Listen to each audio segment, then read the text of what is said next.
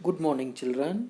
ಈ ದಿನ ನಾವು ನಿಮ್ಮ ಎರಡನೇ ಪಾಠ 2 ನನ್ನ ಕನಸು ಪಾಠದ ಬಗ್ಗೆ ಅಭ್ಯಾಸವನ್ನು ಮಾಡೋಣ. तो बच्चों आज हम लेसन नंबर 2 ನನ್ನ ಕನಸು ಲೆಸನ್ के बारे में पढ़ेंगे. तो ಈ ಪಾಠದಲ್ಲಿ ಏನಿರ್ತದೆ ಅಂದರೆ, ನಿಮ್ಮ ಥರ ಒಬ್ಬ ಚಿಕ್ಕ ಬಾಲಕ, ಚಿಕ್ಕ ಹುಡುಗ ಏನು ಮಾಡ್ತಾನೆ, ಒಂದು ಕನಸನ್ನು ಕಾಣ್ತಾನೆ. ಆ ಕನಸಿನಲ್ಲಿ ಏನಿತ್ತು ಅಂತ ಈ ಪಾಠದಲ್ಲಿ ನಾವು ಅಭ್ಯಾಸ ಮಾಡೋರಿದ್ದೀವಿ. तो बच्चों इस लेसन में जो है एक लड़का रहता है, छोटा सा लड़का, और वो एक सपना देखता है. तो उस सपने के बारे में ही यहाँ पर लेसन है नन्ना कनसु. तो चलिए क्या है देखेंगे. ओके, ಇಲ್ಲಿ ನೋಡಿ, ಒಂದು ದಟ್ಟವಾದ ಕಾಡು, ವಿಶಾಲ ಪ್ರದೇಶದಲ್ಲಿ ಬೆಳೆದಿರುವ ಎತ್ತರವಾದ ಮರ ಗಿಡಗಳು.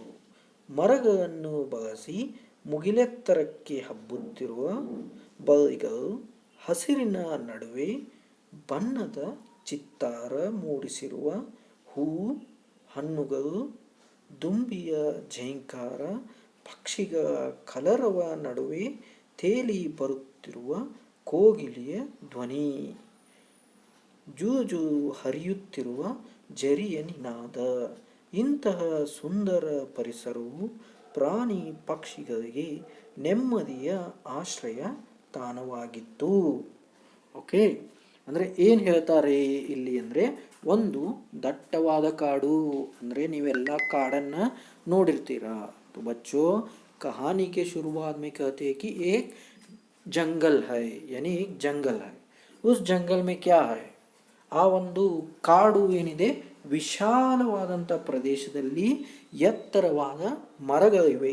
ಓಕೆ, ಇಲ್ಲಿ ಚಿತ್ರದಲ್ಲಿ ನೋಡ್ಬೋದು ನೀವು, ಗಿಡ ಮರಗಳು ಕಾಣಿಸ್ತಾ ಇವೆ, ಪಕ್ಷಿಗಳಿವೆ, ಪ್ರಾಣಿಗಳಿವೆ. ಓಕೆ, तो बच्चों यहाँ पे देख सकते हो कि चित्र में पेड़ पौधे हैं और पक्षी है, प्राणी है.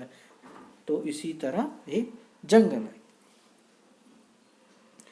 ಆ ಕಾಡಿನಲ್ಲಿ ಏನಿದೆ, ಮುಗಿಲೆತ್ತರಕ್ಕೆ ಅಂದರೆ ಎತ್ತರವಾಗಿ ಬೆಳೆದಿರುವಂಥ ಮರಗಿಡಗಳಿವೆ. तो बड़े बड़े पेड़ है और पेड़ के साथ पौधे भी है. ಎಲ್ಲಿ ನೋಡಿದರಲ್ಲಿ ಏನಿದೆ, ಕಾಡಿನಲ್ಲಿ ಹಚ್ಚ ಹಸಿರು. ಓಕೆ, ನೀವು ಸುತ್ತಮುತ್ತಲೂ ಕಾಡಿನಲ್ಲಿ ಯಾವ ಕಡೆ ನೋಡಿದರೂ ಆ ಕಡೆ ಏನು ಕಾಣ್ತದೆ ನಿಮಗೆ, ಹಸಿರು ಬಣ್ಣ, ಅಂದರೆ ಹಚ್ಚ ಹಸಿರಾದ ಒಂದು ನೋಟ ಕಾಣಸಿಗುತ್ತದೆ. अगर बच्चों आप उस जंगल में हर तरफ देखोगे तो आपको हरियाली ही दिखाई देंगे. ಇನ್ನು ಅಲ್ಲೇನಿದೆ, ಬಣ್ಣ ಬಣ್ಣದ ಹೂ, ಹಣ್ಣುಗಳು ಮತ್ತು ದುಂಬಿಯ ಝೇಂಕಾರ. ಇನ್ನು ಆ ಗಿಡ ಮರ ಬಳ್ಳಿಗಳಿಗೇನಿದೆ, ಸುಂದರವಾದಂಥ ಹೂಗಳಿವೆ. ಬೇರೆ ಬೇರೆ ಬಣ್ಣ ಬಣ್ಣದ ಹೂಗಳನ್ನು ನೀವು ಅಲ್ಲಿ ನೋಡಬಹುದು. ಮತ್ತು ಹಣ್ಣುಗಳು, ಬೇರೆ ಬೇರೆ ಥರನಾದ ಹಣ್ಣುಗಳನ್ನಲ್ಲಿ ನೋಡಬಹುದು.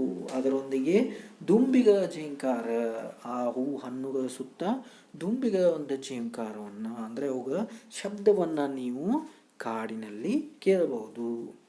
तो बच्चों उस जंगल में अलग अलग कलर के फूल देखने के लिए मिलेंगे, फल मिलेंगे, और उसी के साथ बहुत सारे जो पक्षियों को भी आप देख सकते हो. ಇನ್ನು ಆ ಪಕ್ಷಿಗಳ ಕಲರವ, ಕಾಡಿನಲ್ಲಿ ಪಕ್ಷಿಗಳ ಕಲರವ ಅಂದರೆ ಪಕ್ಷಿಗಳ ಕೂಗನ್ನು ಕೇಳಬಹುದು. ಕೋಗಿಲೆಯ ಧ್ವನಿ, ಇನ್ನು ಪಕ್ಷಿಗಳಲ್ಲಿ ಸುಂದರವಾಗಿ ಕೂಗುವಂತಹ ಕೋಗಿಲೆ, यानी कोयल, कोयल का जो साउंड भी आपको सुनने को मिलेगा. ಜೂಜು ಹರಿಯುತ್ತಿರುವ ಝರಿಯ ನಿನಾದ, ಇನ್ನು ನೀರು ಹರಿತಾ ಇರುವಾಗ ಯಾವ ರೀತಿ ಶಬ್ದ ಬರ್ತದೆ ಎಲ್ಲ ಅಂದರೆ ಜೋಜು ಅಂತ ಹೇಳಿದ್ದಾರೆ. ಆ ಒಂದು ಝರಿಯ ಒಂದು ಶಬ್ದನು ಕೇಳಿಸಿಗ್ತದೆ. तो उस जंगल में पानी का साउंड भी आपको सुनाई देगा. ಇಂತಹ ಸುಂದರ ಪರಿಸರವು ಪ್ರಾಣಿ ಪಕ್ಷಿಗಳಿಗೆ ನೆಮ್ಮದಿಯ ಆಶ್ರಯ ತಾಣವಾಗಿತ್ತು. ಅಂದರೆ ಏನು ಹೇಳ್ತಾರೆ, ಈ ರೀತಿಯಾದಂಥ ಒಂದು ಸುಂದರವಾದ ಪರಿಸರ ಏನಾಗಿತ್ತು, ಪ್ರಾಣಿ ಪಕ್ಷಿಗಳು ವಾಸ ಮಾಡಲು ಒಂದು ಸುಂದರವಾದ ತಾಣ ಅಂದರೆ ಜಾಗ. तो वहाँ पे बताते हैं कि इस तरह जो जंगल में रहने वाले प्राणी पक्षियों को एक सुंदर सा यानी घर का माहौल वहाँ पे प्राणियों के लिए था। हर तरफ जंगल था, जंगल में फूल फल पौधे बहुत सारे जो चीज़ थे, तो उससे वहाँ प्राणी पक्षियों को रहने के लिए एक अच्छा सा माहौल था। ಒಂದು ಮುಂಜಾನೆ ಕಾಡಿನ ಕಲರವಾದ ನಡುವೆ ಹೆಜ್ಜೆಯ ಸಪ್ಪಳವು ಪ್ರಾಣಿಗಳ ಕಿವಿಯನ್ನು ನಿಮಿರುವಂತೆ ಮಾಡಿತು. ಓಕೆ, ಪ್ರತಿದಿನ ಕಾಡಿನಲ್ಲಿರುವ ಪ್ರಾಣಿ ಪಕ್ಷಿಗಳಿಗೆ ಏನಾಗ್ತಿತ್ತು, ಇದೇ ಒಂದು ಶಬ್ದ ಕೇಳಿಸ್ತಿತ್ತು. ಅಂದರೆ ಪಕ್ಷಿಗಳ ಹಾರೋದಿರ್ಬೋದು, ದುಂಬಿಗಳ ಸೌಂಡ್ ಇರ್ಬೋದು, ನೀರಿನ ಶಬ್ದ ಇರ್ಬೋದು, ಇದನ್ನು ಮಾತ್ರ ಕೇಳ್ತಿದ್ವು. ಆದರೆ ಒಂದು ದಿನ ಈ ಶಬ್ದಗಳ ನಡುವೆ ಏನಾಗಿಬಿಡ್ತದೆ, ಹೆಜ್ಜೆಯ ಸಪ್ಪಳವು ಅಂದರೆ ಯಾರೋ ಕಾಡಿನಲ್ಲಿ ನಡೀತಾ ಬರುತ್ತಿರುವಂಥ ಶಬ್ದ ಏನಾಗಿಬಿಡ್ತದೆ, ಪ್ರಾಣಿಗಳ ಕಿವಿ ಮೇಲೆ ಬಿದ್ದು ನಿಮಿರುವಂತೆ ಮಾಡಿತು. ಅಂದರೆ ಆ ಕಡೆ ಯಾವ ಕಡೆ ಶಬ್ದ ಬರ್ತಾ ಇತ್ತಲ್ಲ ಆ ಕಡೆ ಏನು ಮಾಡಿದ್ರು, ಎಲ್ಲ ಪ್ರಾಣಿಗಳು ಲಕ್ಷ್ಯ ಕೊಟ್ಟು ಅಂದರೆ ತಮ್ಮ ಧ್ಯಾನವನ್ನೆಲ್ಲ ಅಲ್ಲೇ ಕೇಂದ್ರೀಕರಿಸ್ತವೆ, ಯಾವ ಕಡೆಯಿಂದ ಶಬ್ದ ಬರ್ತಾ ಇತ್ತು ಆ ಕಡೆ. तो बच्चों प्रतिदिन प्राणी पक्षियों को यही रहता था कि जंगल में सिर्फ अलग अलग तरीके के फूल फल और पक्षियों के आवाज़, प्राणियों की आवाज़, पानी की आवाज़ यही सुनते थे. लेकिन एक दिन क्या होता है कि कोई मनुष्य जो चलते वक्त जो आवाज़ आता है उसके चलने का, वहाँ आवाज़ प्राणियों को सुनाई देता है. और सभी प्राणी क्या करते हैं, उसी तरफ देखते हैं जिस तरफ से आवाज़ आ रहा होता है. ಏನೆಂದು ನೋಡುವಷ್ಟರಲ್ಲಿ ಮರದ ಬುಡಕ್ಕೆ ಬಿದ್ದ ಹೊಡೆತದಿಂದ ಪಕ್ಷಿಗಳು ಚೀರುತ್ತಾ ಹಾರಿದವು. ಓಕೆ, ಎಲ್ಲ ಪ್ರಾಣಿ ಪಕ್ಷಿಗಳು ಆ ಮನುಷ್ಯನ ಶಬ್ದ, ಮನುಷ್ಯನ ನಡೆಯುವಂಥ ಶಬ್ದ, ಹೆಜ್ಜೆಯ ಶಬ್ದ ಯಾವ ಕಡೆಯಿಂದ ಬರ್ತಾ ಇದೆ ಅಂತ ನೋಡ್ತಾ ಇದ್ವು.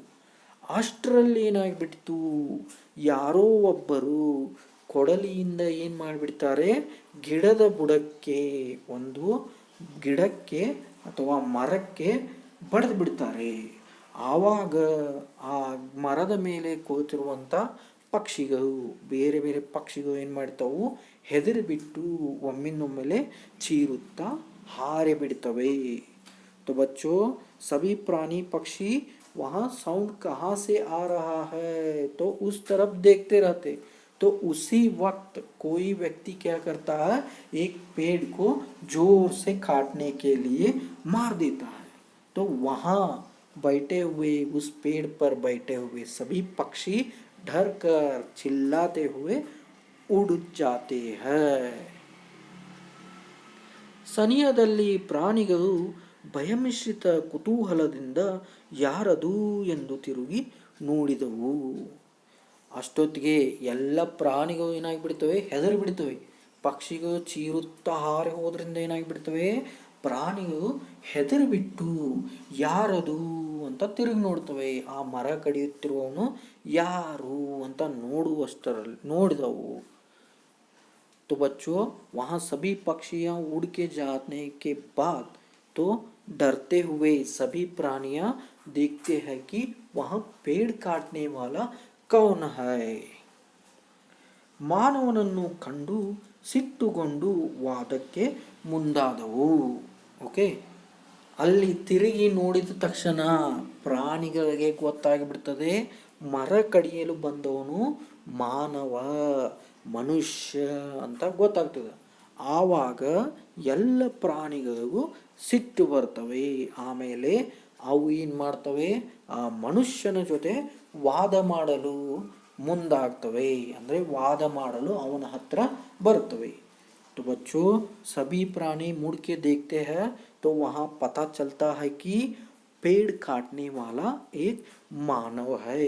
तो वहाँ सभी प्राणियों को गुस्सा आता है, क्योंकि जंगल जो है प्राणी पक्षियों का घर है, तो वहाँ उनके घर में कोई दूसरा व्यक्ति आकर पेड़ काट रहा है, तो गुस्से से वहाँ उनके पास जाते हैं कि उसको सबक सिखाएंगे। मोला, तो इस कहानी में प्राणी पक्षियाँ भी बोलते हैं। ಈ ಕಥೆಯಲ್ಲಿ ಏನಾಗ್ತದೆ, ಪ್ರಾಣಿ ಪಕ್ಷಿಗಳು ಕೂಡ ಮಾತಾಡ್ತವೆ. ಯಾಕಂದರೆ ಇದು ಕನಸಿದೆ, ನಿಜ ಜೀವನದಲ್ಲಿ ಮಾತಾಡೋದಿಲ್ಲ ಅಂದರೂ ಕನಸಿನಲ್ಲಿ ಎಲ್ಲ ಪ್ರಾಣಿ ಪಕ್ಷಿಗಳು ಮಾತಾಡ್ಬೋದು. तो बच्चों इस कहानी में जो है प्राणी पक्षियाँ बात करते हैं. ओके, तो फर्स्ट जो है ಮೊಲ यानी खरगोश. ಮೊಲ ಏನಂತದೆ, ಏ ಮಾನವ ನಿನಗಿನ್ನೂ ಬುದ್ಧಿ ಬರಲಿಲ್ಲವೇ. ಮೊಲ ಕೇಳ್ತದೆ ಆ ಮನುಷ್ಯನನ್ನ, ಗಿಡ ಕಡಿತಿದ್ದಲ್ಲ ಆ ಮನುಷ್ಯನ ಕೇಳ್ತದೆ, ಏ ಮಾನವ ನಿನಗಿನ್ನೂ ಬುದ್ಧಿ ಬರಲಿಲ್ಲವೇ, ಏನಪ್ಪ ಮನುಷ್ಯ ನಿನಗಿನ್ನೂ ಬುದ್ಧಿ ಬಂದಿಲ್ಲೇನಾ ಅಂತ ಕೇಳ್ತದೆ. तो खरगोश पूछता है मानव से कि अभी आपको अकल नहीं आया है क्या, अभी तक आपको अकल नहीं आया है क्या पूछता है. ಅತಿವೃಷ್ಟಿ ಹಾಗೂ ಅನಾವೃಷ್ಟಿಯಿಂದ ಸಾವು ನೋವುಗಳು ಸಂಭವಿಸಿವೆ, ಆದರೂ ಕಾಡಿನ ನಾಶಕ್ಕೆ ಮುಂದಾಗಿರುವೆಯಲ್ಲ, ಛೀ ಅವಿವೇಕಿ. ಏನಂತದೆ ನೋಡ್ರಿ ಮೊಲ, ಅತಿವೃಷ್ಟಿ ಮತ್ತು ಅನಾವೃಷ್ಟಿ ಏನಾಗಿದೆ, ನೀವೆಲ್ಲ ಮರಗಿಡಗಳನ್ನು ಕಡಿಯೋದರಿಂದ, ಕಾಡನ್ನು ನಾಶ ಮಾಡೋದ್ರಿಂದ ಏನಾಗ್ತದೆ, ಅತಿವೃಷ್ಟಿ ಆಗ್ತದೆ, ಕೆಲವೊಮ್ಮೆ ಅನಾವೃಷ್ಟಿ ಆಗ್ತದೆ. ಅತಿವೃಷ್ಟಿ ಅಂದರೆ ಏನಿರ್ತದೆ, ಈಗ ನಾವು ನೋಡ್ತಾ ಇದ್ದೀವಲ್ಲ ಮಳೆಗಾಲದಲ್ಲಿ ಮಳೆ ಬೀಳ್ತಾ ಇದೆ. ಆದರೆ ಅತಿವೃಷ್ಟಿ ಅಂದರೆ ಏನು, ಹೆಚ್ಚು ಮಳೆ ಆಗ್ತದೆ, ಎಲ್ಲ ಮನೆ ಮುಳುಗಿ ಹೋಗ್ತದೆ, ಎಲ್ಲ ಹೊಲಗದ್ದೆಗಳು ನೀರಿನಿಂದ ಮುಳುಗಿ ಹೋಗ್ತದೆ, ರಸ್ತೆ ಯಾವುದು ಗೊತ್ತಾಗೋದಿಲ್ಲ, ನದಿ ಯಾವುದು ಗೊತ್ತಾಗೋದಿಲ್ಲ, ಅಷ್ಟೊಂದು ನೀರು ತುಂಬ್ಕೋತದೆ. ನೀವು ನ್ಯೂಸ್ನಲ್ಲಿ ಅದು ನೋಡಿರ್ತೀರ ಮಕ್ಕಳೇ, ಅದು ಅತಿವೃಷ್ಟಿ. ಅನಾವೃಷ್ಟಿ ಅಂದರೆ ಏನು ಆಗೋದಿಲ್ಲ, ಪೂರ್ತಿ ಒಂದು ವರ್ಷ ಎಲ್ಲ ಮಳೆನೇ ಆಗೋದಿಲ್ಲ, ಒಟ್ಟಿನಲ್ಲಿ ನೀರೇ ಇರೋದಿಲ್ಲ, ಪೂರ್ತಿ ಅನಾವೃಷ್ಟಿ. ಇವೆಲ್ಲ ಯಾಕಾಗುತ್ತವೆ ಅಂದರೆ ಕಾಡಿನ ನಾಶ, ನೀವೆಲ್ಲ ಮರಗಳನ್ನು ಕಡಿದು ನಾಶ ಮಾಡಿರೋದ್ರಿಂದ ಏನಾಗತ್ತಾ ಇದೆ, ಈ ರೀತಿಯಾದಂಥ ಅತಿವೃಷ್ಟಿ ಅನಾವೃಷ್ಟಿ ಆಗತ್ತದ. ಆದರೂ ನಿಮಗೆ ಬುದ್ಧಿ ಬಂದಿಲ್ವೇನು ಅಂತ ಮೊಲ ಕೇಳ್ತದೆ. तो बच्चों यहाँ पे खरगोश पूछता है कि देखो आप सब लोग जो मनुष्य लोग हो, पेड़ों को काटते हो, जंगल का नाश करते हो, इससे क्या होता है, अतिवृष्टि यानी बारिश ज़्यादा होता है, सारे घर डूब जाते हैं, खेत बर्बाद होता है, हर तरफ देखोगे तो पानी ही पानी रहता है. और अनावृष्टि यानी बरसात ही नहीं होता है, पूरे साल भर में बरसात ही नहीं होता है, पीने के लिए भी पानी नहीं मिलता है. इस तरह क्यों हो रहा है, क्योंकि आप लोग पेड़ों को काट रहे हो. तो यहाँ खरगोश बताने की कोशिश कर रहा है कि आप इस तरह पेड़ काटने से यहाँ ये सब प्रॉब्लम्स हो रहे हैं. ಮೊಲ ಏನು ಮಾಡ್ತಾ ಇದೆ, ಮನುಷ್ಯನಿಗೆ ತಿಳಿಸೋದಕ್ಕೆ ಪ್ರಯತ್ನ ಮಾಡ್ತಾ ಇದೆ, ನೀವು ಅರಣ್ಯ ನಾಶ ಮಾಡೋದ್ರಿಂದ, ಕಾಡಿನ ನಾಶ ಮಾಡೋದ್ರಿಂದ ಏನಾಗ್ತಾ ಇದೆ, ಇಷ್ಟೆಲ್ಲ ಸಮಸ್ಯೆಗಳಾಗ್ತಾ ಇದೆ ಅಂತ. ಮಾನವ, ಈಗ ಮನುಷ್ಯ ಉತ್ತರ ಕೊಡ್ತಾನೆ. ಅಭಿ ಮಾನವ್ ಆನ್ಸರ್ ದೇತಾ ಹೈ. ಮನುಷ್ಯ, ಅಂಜಬುರ್ಕ ಪ್ರಾಣಿಯೇ, ನೀನು ಮಾನವನನ್ನು ಅವಿವೇಕಿ ಎನ್ನುವೆಯಾ. ಮನುಷ್ಯನಿಗೆ ಸಿಟ್ಟು ಬರ್ತದೆ, ಯಾಕಂದರೆ ಮೊಲ ಏನಂತದೆ ಅವನಿಗೆ, ಅವಿವೇಕಿ. तो यहाँ मनुष्य यानी मानव को गुस्सा आता है, क्योंकि जो खरगोश था उसने यहाँ पूछा कि अविवेकी यानी अक्लमंद नहीं है ना, अक्लमंद नहीं है, अकल नहीं आया है क्या बोलता है. तो वहाँ पे मानव को गुस्सा आता है और पूछता है कि नीनु मानवनन्नु अविवेकी एन्नुवेया. तो वहाँ पूछता है कि तुम मनुष्यों को यानी मानव को क्या कहते हो, ना अकल वाला कहते हो. ನಮ್ಮ ಬುದ್ಧಿವಂತಿಕೆ ನಿನಗೇನು ಗೊತ್ತು. वहाँ कहता है हमारा होशियारी तुझे क्या पता है. ನಮ್ಮ ಬುದ್ಧಿವಂತಿಕೆ ನಿನಗೇನು ಗೊತ್ತು ಅಂದರೆ ನಾವೆಷ್ಟು ಬುದ್ಧಿವಂತರಿದ್ದೀವಿ, ನಾವೆಷ್ಟು ಶಾಣರಿದ್ದೀವಿ, ನಿನಗೇನು ಗೊತ್ತು ಅಂತ ಮನುಷ್ಯ ಹೇಳ್ತಾನೆ ಮೊಲಕ್ಕೆ. जिंके, जिंके मीन्स डियर. अभी डियर कहता है, ಹೇಳಪ್ಪ ನಿಮ್ಮ ಜಾಣತನವನ್ನು, ನಾವು ಸ್ವಲ್ಪ ತಿಳಿಯುತ್ತೇವೆ. ಆಮೇಲೆ ಜಿಂಕೆ ಹೇಳ್ತದೆ ಸಿಟ್ಟಿನಿಂದ, ಏನು ಹೌದು ನೀವು ಬುದ್ಧಿವಂತರಿದ್ದೀರಿ, ಹಾಂ ಹೇಳಪ್ಪ ನೀವು ಎಷ್ಟು ಜಾಣರಿದ್ದೀರಿ, ಬುದ್ಧಿವಂತರಿದ್ದೀರಿ, ನಾವು ಸ್ವಲ್ಪ ಏನು ಮಾಡ್ತೀವೋ ತಿಳ್ಕೊತೀವಿ ಅಂತ ಹೇಳ್ತದೆ ಜಿಂಕೆ. तो यहाँ पे डियर कहता है कि मानव से, तो चलो बताओ आप लोग कितना होशियार हो, मुझे भी हमें भी थोड़ा सुनने दो कहता है. ಮಾನವ, ಆಕಾಶದಲ್ಲಿ ಹಾರುವ ವಿಮಾನ, ನೀರಿನ ಮೇಲೆ ಚಲಿಸುವ ದೋಣಿ, ಹಡಗುಗಳನ್ನು ಸೃಷ್ಟಿಸಿದ್ದೇವೆ. ಇದಿಷ್ಟು ಸಾಕಲ್ಲವೇ ನಮ್ಮ ಬುದ್ಧಿವಂತಿಕೆಗೆ? ಮನುಷ್ಯ ಹೇಳ್ತಾನೆ, ನಾವೇನು ಮಾಡಿದ್ದೀವಿ ಮನುಷ್ಯರು, ಮಾನವರು ಅಂದರೆ ಆಕಾಶದಲ್ಲಿ ಹಾರುವ ವಿಮಾನ ನೋಡ್ರಿ, ಮೇಲ್ಗಡೆ ನಾವು ವಿಮಾನವನ್ನು ಕಂಡಿಡ್ದೀವಿ. ಇನ್ನು ನೀರಿನ ಮೇಲೆ ಚಲಿಸುವ ದೋಣಿ, ಹಡಗುಗಳನ್ನು ನಾವೇನು ಮಾಡಿದ್ದೀವಿ ಕಂಡಿಡ್ದೀವಿ. ಇವಿಷ್ಟೇ ಸಾಕಲ್ಲ ನಾವು ಎಷ್ಟು ಬುದ್ಧಿವಂತರಿದ್ದೀವಿ ಅಂತ. ನೀವು ನೋಡ್ರಿ, ಪ್ರಾಣಿಗಳ ಕಡೆ ಏನು ವಿಮಾನ ಇದೆ, ನಿಮ್ಮ ಕಡೆ ಏನು ಹಡಗು ಇದೆ ಅಂತ ಕೇಳ್ತಾನೆ ಅವನು.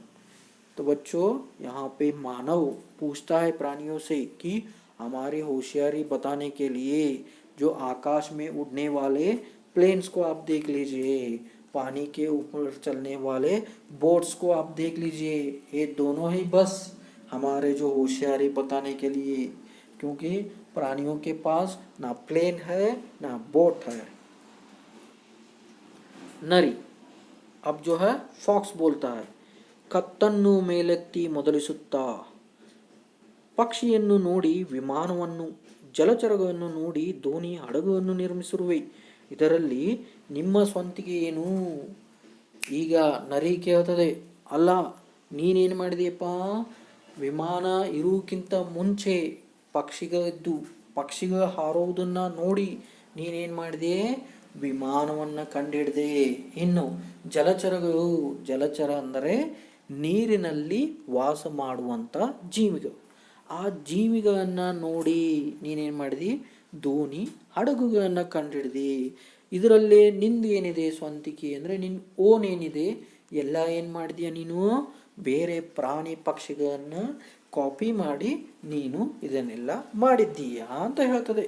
तो फॉक्स यहाँ पे बताता है कि तुमने क्या किया है कि पक्षी यानी बर्ड्स जो थे उनको देखा और तुमने क्या किया, प्लेन को आविष्कार कर दिया. और जलचर यानी जलचर का मतलब होता है पानी में रहने वाले जीवियाँ, उनको देखा और तूने क्या किया, बोट्स को आपने आविष्कार कर दिया. तो अभी बताओ कि इनमें आपका ओन क्या है. आपने तो जंगल के प्राणी पक्षियों से सभी कॉपी करके ये सब बनाया है. ಆವಾಗ ನೋಡ್ರಿ, ಮಾನವ,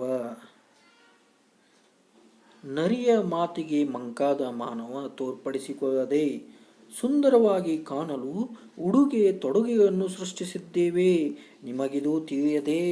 ನೋಡಿ, ಮನುಷ್ಯ ಸುಮ್ಮನಿರೋದಿಲ್ಲ, ಅವನು ಹೇಳ್ತಾನೆ, ನಾವು ಸುಂದರವಾಗಿ ಕಾಣಲು ಏನು ಮಾಡಿದ್ದೇವೆ, ಉಡುಗೆ ತೊಡುಗೆಯನ್ನು ಸೃಷ್ಟಿಸಿದ್ದೇವೆ, ನಿಮಗಿದು ತಿಳಿಯದೆ. ನಾವು ನೋಡ್ರಿ daily colour shirt, colour pant, ಬೇರೆ ಬೇರೆ ಥರದ ಬಟ್ಟೆಗಳಿವೆ ನಮ್ಮ ಹತ್ರ, ಬೇರೆ ಬೇರೆ ಕಲರ್ ಬಟ್ಟೆಗಳಿವೆ, ಬೇರೆ ಬೇರೆ ಡಿಸೈನ್ ಬಟ್ಟೆಗಳಿವೆ. ಇವೆಲ್ಲ ನೋಡ್ರಿ ಎಷ್ಟಿವೆ, ಇದನ್ನೆಲ್ಲ ಯಾರು ಕಂಡುಹಿಡಿದಿದ್ದಾರೆ, ನಾವು ಕಂಡುಹಿಡ್ದಿದ್ದೀವಿ ಅಂತ ಹೇಳ್ತಾನೆ. ಯಾರು, ಮಾನವ. तो बच्चों यहाँ मानव कहता है प्राणी से कि देखो हम लोग सुंदर दिखने के लिए क्या करते हैं, अलग अलग कलर के कपड़ों का आविष्कार किया है, अलग अलग शर्ट, अलग अलग कलर के पैंट्स, अलग अलग डिज़ाइन के कपड़े, ये सब हमने ही आविष्कार किया है. ಜಿಂಕೆ, ಮೊದಲಿಗೆ ನಮ್ಮ ಚರ್ಮವನ್ನೇ ಧರಿಸುತ್ತಿದ್ದನು ನೆನಪಿಸಿಕೋ. ಮತ್ತು ಅವ್ರ ಡಿಯರ್ ಬೋಲ್ತಾ है, ಜಿಂಕೆ ಹೇಳ್ತದೆ ಏನು, ಮೊದಲಿಗೆ ನಮ್ಮ ಚರ್ಮವನ್ನೇ ಧರಿಸುತ್ತಿದ್ದುದನ್ನು ನೆನಪಿಸಿಕೋ. ಮೊದಲು ಮನುಷ್ಯ ಏನಿದ್ದ, ಕಾಡಿನಲ್ಲಿ ವಾಸವಿದ್ದ, ಆವಾಗ ಏನು ಮಾಡ್ತಿದ್ದವನು, ಬಟ್ಟೆ ಇರಲಿಲ್ಲ. ಆ ಸಂದರ್ಭದಲ್ಲಿ ಪ್ರಾಣಿಗಳನ್ನು ಬೇಟೆಯಾಡಿ ಆ ಪ್ರಾಣಿಗಳ ಚರ್ಮವನ್ನೇ ಬಟ್ಟೆಯ ರೀತಿ ಬಳಸ್ತಿದ್ದ. ನೀವು ಎಲ್ಲ ನೋಡಿರ್ತೀರ, ಫಿಲ್ಮ್ನಲ್ಲಿ ತೋರಿಸ್ತಾರೆ ನೋಡಿ, ಹಳೆ ಕಾಲದ್ದು ಕಾಡು ಮನುಷ್ಯನ ಪಿಕ್ಚರ್ನಲ್ಲೆಲ್ಲ ಇರ್ತದೆ. तो बच्चों वहाँ डियर कहता है कि पहले जो मानव था वो जंगल में रहता था, तो उस वक्त उसने क्या किया, हमारे ही चमड़ी से अपना कपड़ा बनाकर पहनता था. उसे थोड़ा याद कर लेने के लिए कहता है मानव से. ನಿಮ್ಮ ಬಟ್ಟೆಯಲ್ಲೇನು ವಿಶೇಷ? ಪ್ರಾಣಿ ಪಕ್ಷಿ ಕೀಟಗಳ ಮೈಬಣ್ಣಕ್ಕೆ ಮನಸೋತು ನಮ್ಮಂತೆಯೇ ಸುಂದರವಾಗಿ ಕಾಣಲು ಬಟ್ಟೆಗಳನ್ನು ಸಿದ್ಧಪಡಿಸಿರುವೆ.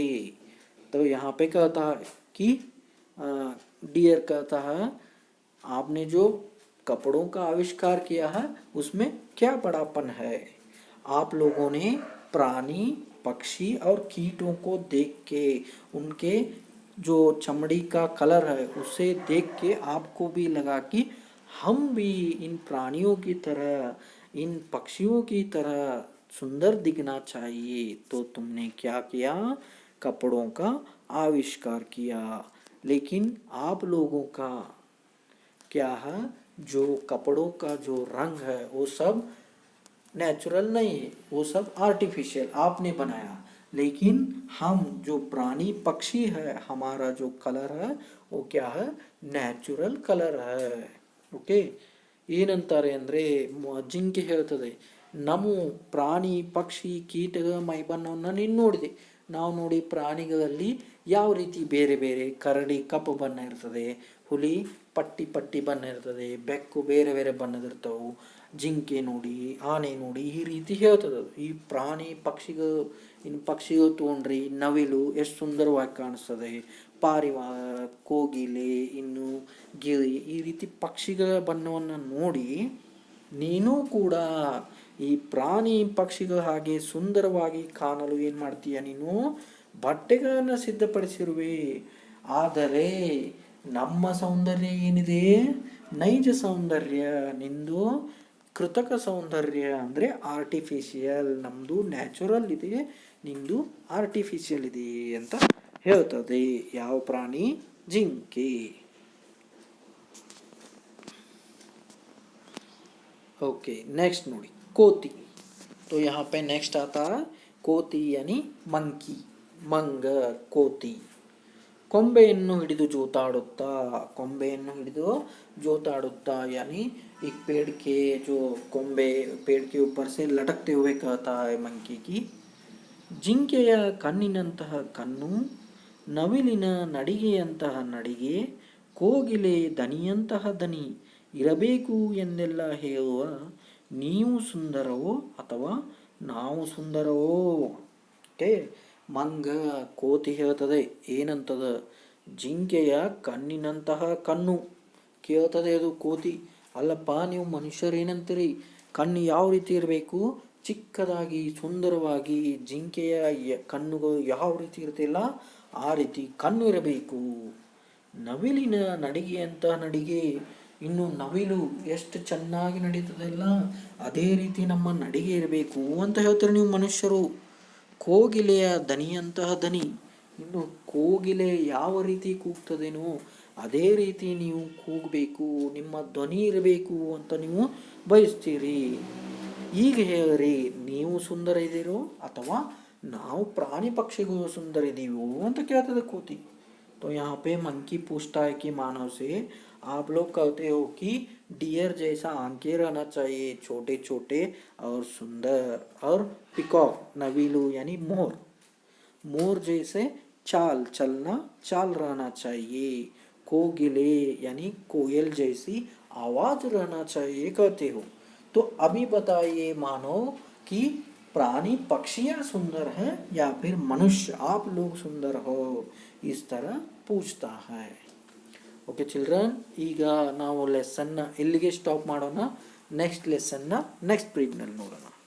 ओके चिल्ड्रन, तो लेसन यहाँ पे स्टॉप करते हैं, आगे का लेसन नेक्स्ट पार्ट में बताऊंगा. Thank you.